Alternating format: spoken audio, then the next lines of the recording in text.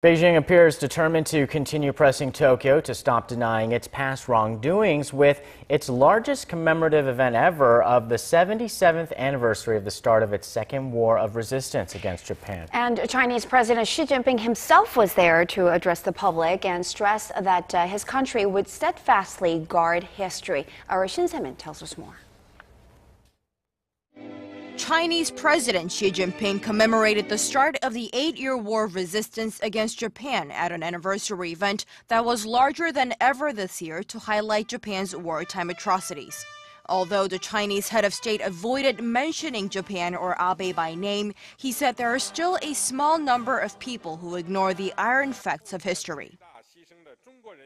The Chinese people who made great sacrifices will steadfastly guard history which is written with our lives and blood. We firmly take the path of peaceful development, and we hope all the nations in the world would also walk the path of peaceful development. The Chinese government marks the event every year, but on this day, 77 years later, the commemoration ceremony was more extensive than ever. The event was carried live on China's state television CCTV, Xinhua Online, and many other media outlets in the nation. This year's event is significant not only for its scale, but also for the live broadcast and the presence of the president, underscoring its importance. The anniversary comes amid escalating regional tensions and a territorial dispute between the two countries. On July 7, 1937, the armies of China and Japan engaged in a battle that now marks the beginning of the Second Sino-Japanese War. That battle is known as the Marco Polo Bridge incident.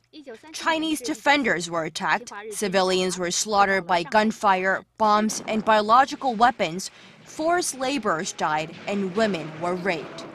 The large-scale anniversary event comes as China has already started releasing from its state archives written confessions by Japanese war criminals every day for a total of 45 days.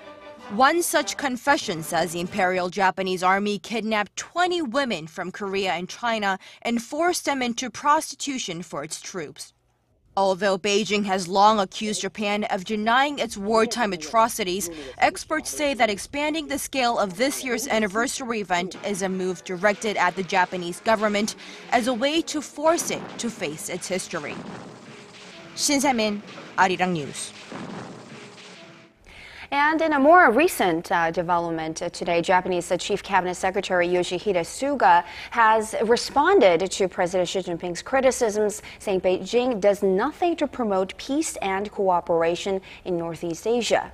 Right, he spoke at a press briefing this Wednesday where Suga added that the national leader should focus on improving future-oriented relations to work towards common goals, and said that Tokyo would be keeping tabs on China's own approach towards historical matters.